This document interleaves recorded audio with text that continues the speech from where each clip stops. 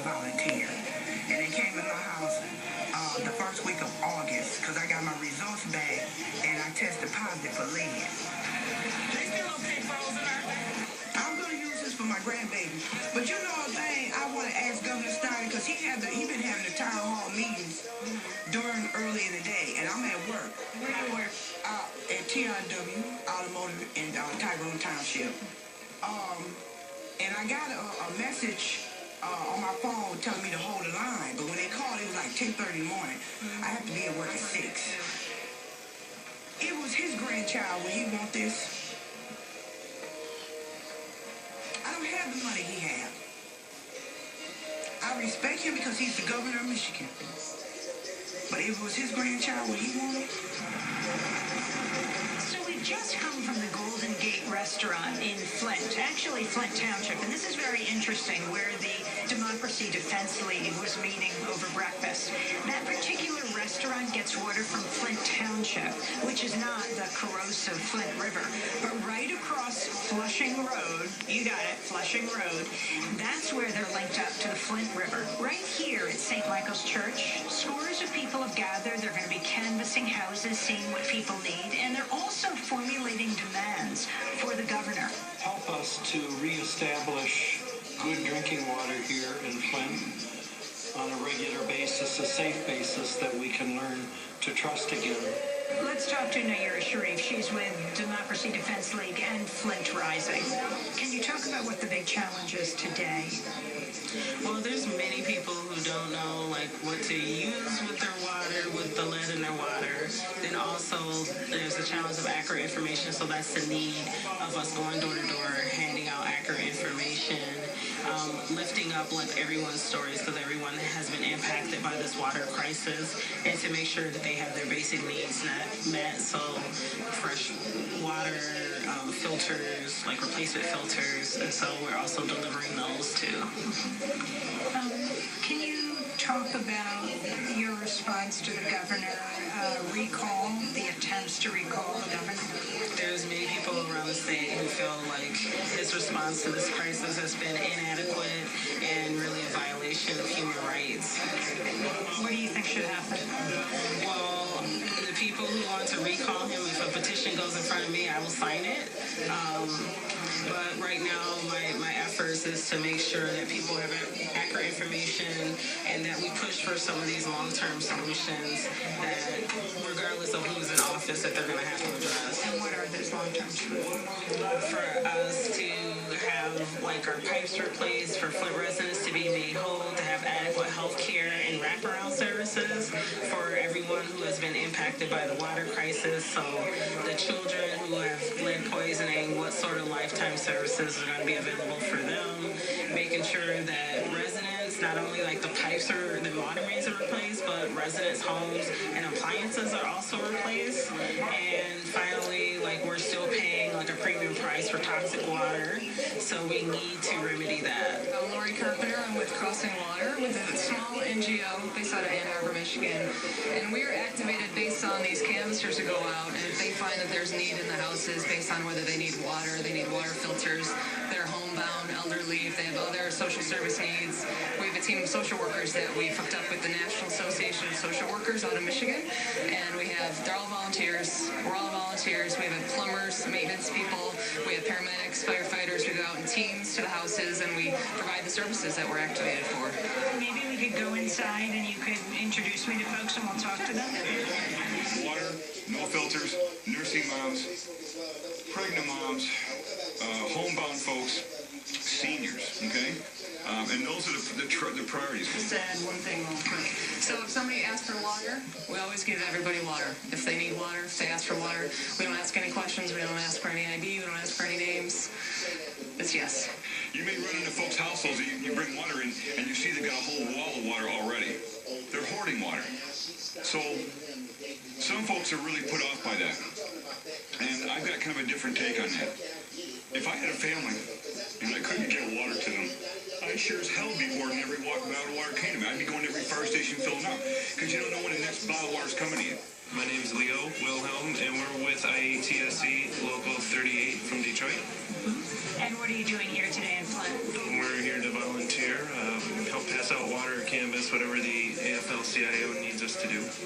And can you talk about how you got word and how you were organized to come here? It was really kind of welled up from... Constantly sick. Their immune systems are compromised. Myself, I have seizures. I have diverticulosis now. I have to go in February 25th for a consultation on a liver biopsy.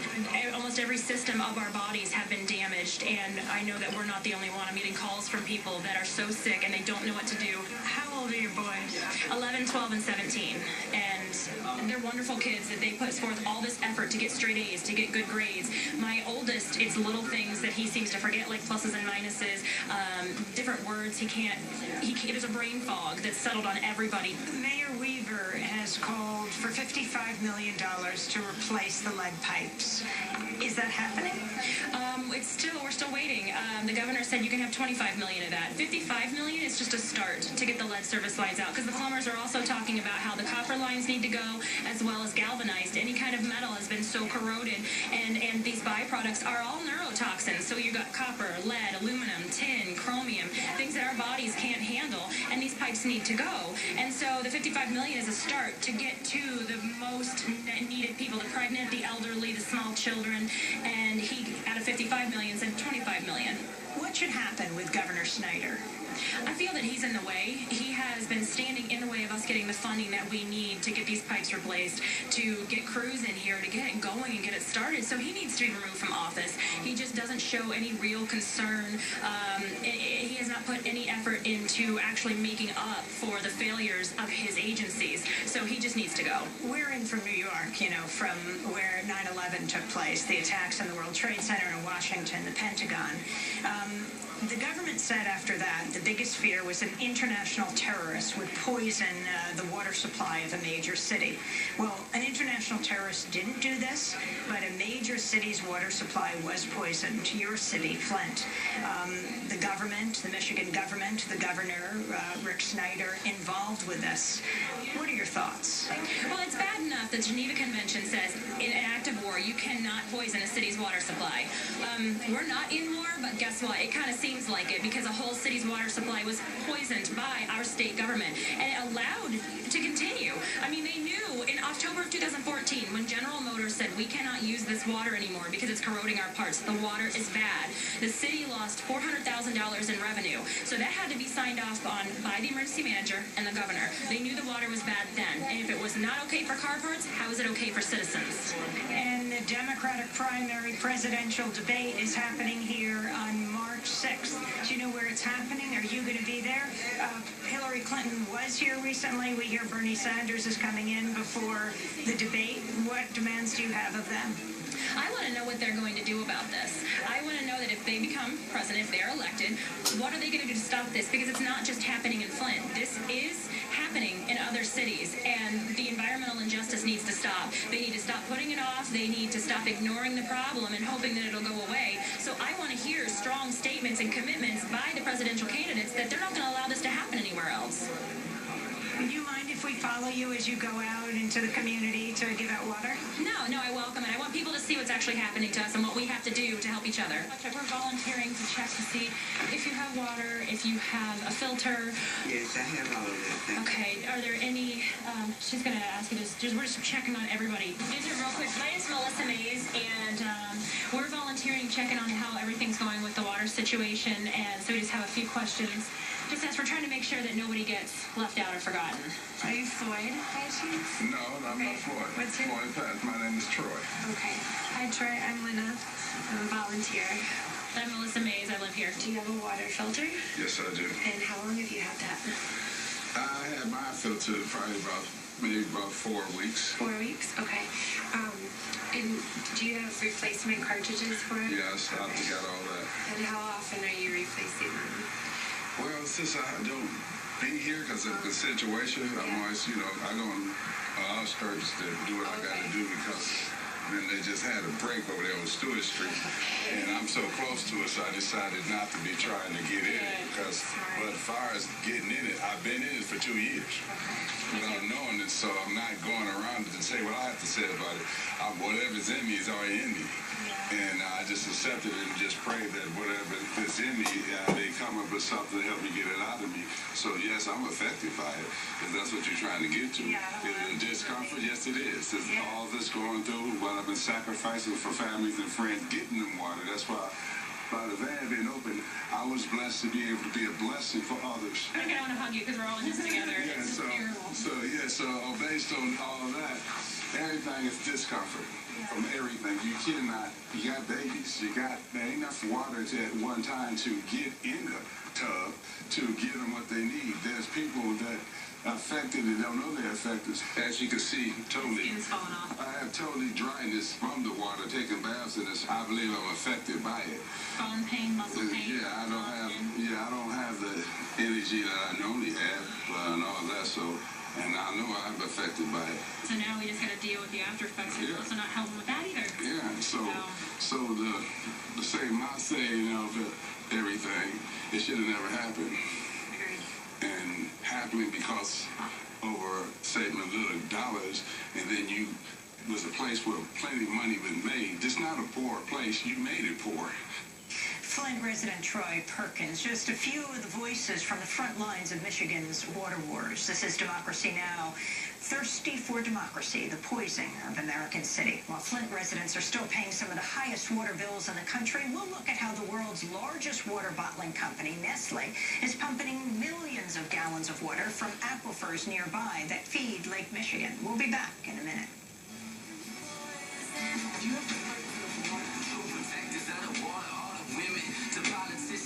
Eating fishes, it's big business, big business. They don't think 7 generations ahead. They got the knowledge to stop it. They feed their pockets instead. See, they make the laws, then throw you in their prisons. All this white supremacy, environmental racism. Welcome to America, leave your hope at the door.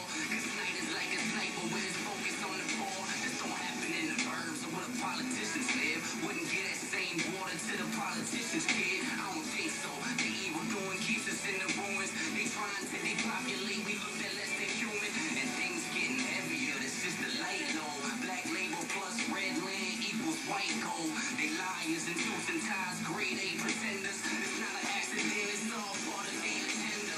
Knocking for centuries, they Paid to be Poisoned, featuring Zebra Octobra and Lisa Brunk, produced by Native Keys. Today, a Democracy Now! Special, Thirsty for Democracy, the poisoning of an American city. I'm Amy Goodman. We're in Flint, Michigan. It's sunset at the Flint Water Plant. I'm standing in front of the Flint Water Tower. Just down the road is the GM engine plant.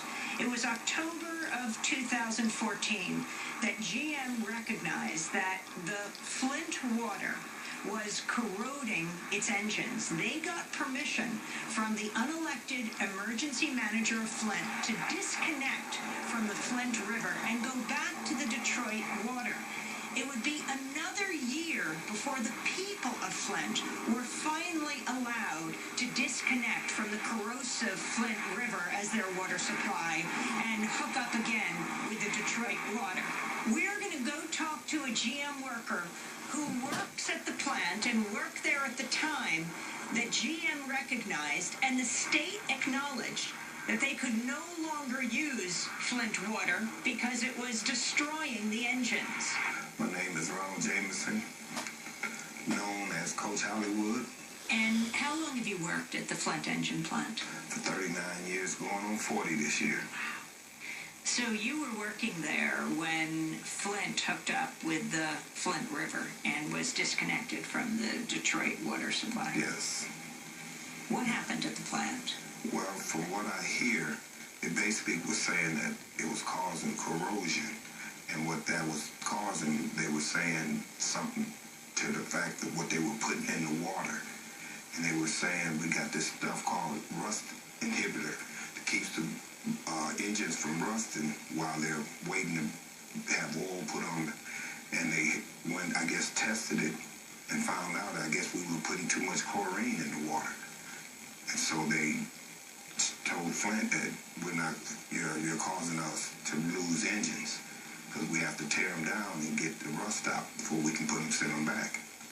And so the emergency manager gave you a waiver and said you can disconnect from the Flint River and go back to the Detroit water system?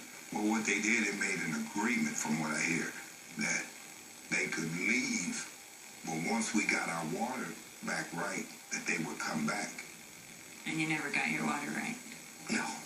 So how did you feel? I mean, you were a worker in the plant, but you're also a Flint resident, and that very water that was causing rust in the engine, you were drinking here in Flint. Matter of fact, they took all the water fountains out of the plant. We have all water coolers throughout the plant. So what do you think about this? He says I made a joke to one of the supervisors that I was going to sue them because they knew something had to be wrong, and they never said nothing. All they said was, we're not going to use it. That was Ronald Jameson. His friends call him Hollywood. He's worked at the Flint engine plant for 39 years. So the emergency manager decides that to preserve the engines, the GM plant can switch back to the Detroit water system, but the people of Flint could not. What is Michigan's emergency manager law, Public Act 436, which was pushed through after a similar law, PA 4, was defeated in a 2-1 statewide referendum? We went to City Hall to find out. Eric Mays, First Ward City Councilman for the City of Flint. I represent the First Ward, which is the farthest north end of the City of Flint, about 11,000 residents. I would say it's about 96% or so black, and we've got all the issues, high crime, abandoned houses. So explain how the emergency manager worked and how the decision was made to switch to the Flint River.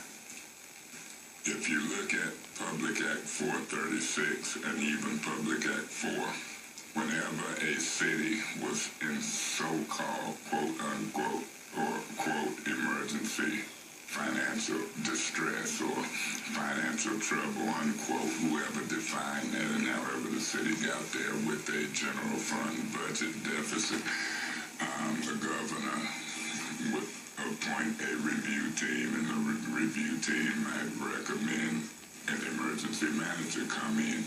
In my opinion, some of that was created because the governor took revenue sharing away from cities and helped create financial distress, about $55 million at some point from the city of Flint. Well, you're saying they take the money from Flint and they send it elsewhere in Michigan. In this case, money was taken from Flint, Detroit, and other municipalities, and the governor then boasted in some cases a surplus for the state. And so that's why we say in some cases the governor helped create the deficit and then would send in a emergency manager. So explain what happened. How was the decision made? In about April of 2014, I got a notification that it was some activity going on over at the water plant. And when I got there, the emergency manager was there down here early. The mayor was there. Council people was there. I was one of them. I seen other officials there. The police chief was there. And when I caught on to what was going on, it was a countdown. 10, 9, 8, 7, 6, 5, 4, 3, 2, 1. And then the button was pushed and one light went on red and green. And, it's recorded and documented. And so then after that, there was a gathering in the plant because this button is pushed outside in the back somewhere. And then we walked from there, and then they did a toast.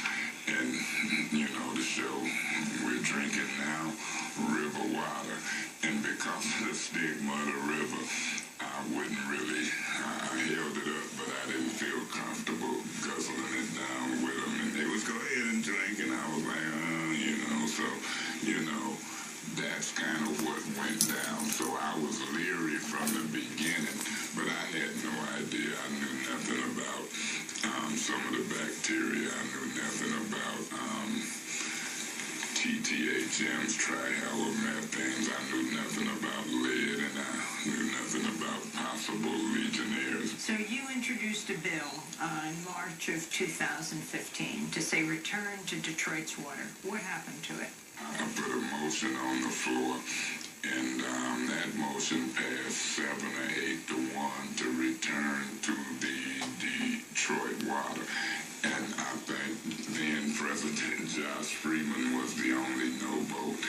And so the emergency manager, I think it was then emergency manager Ambrose, I think he talked publicly like that was not something that was smart or shouldn't have been done. He used some distinct words. He used the word, it's incomprehensible that your city council voted 7 to 1 to go back to Detroit's water. I have the quote of the emergency manager, Jerry Ambrose, who said, Flint water today is safe by all U.S. Environmental Protection Agency and Michigan Department of Environmental Quality standards, and the city is working daily to improve its quality.